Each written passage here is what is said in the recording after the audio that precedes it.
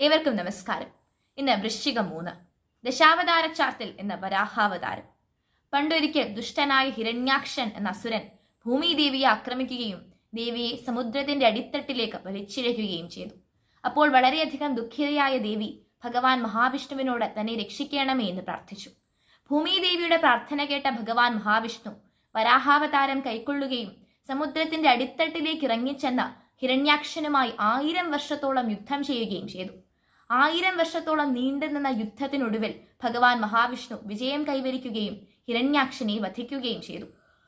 ഹിരണ്യാക്ഷനെ വധിച്ച ശേഷം വരാഹാവതാരം തന്റെ മൂർച്ചയേറിയ തേറ്റകളാൽ ഭൂമിദേവിയെ വീണ്ടെടുക്കുകയും ദേവിയെ ദേവിയുടെ പൂർവ്വസ്ഥാനത്ത് പുനഃസ്ഥാപിക്കുകയും ചെയ്യുന്നു. ഇതിലൂടെ പ്രപഞ്ചത്തിന്റെ സന്തുലിതാവസ്ഥ വരാഹാവതാരം പുനഃസ്ഥാപിക്കുന്നു.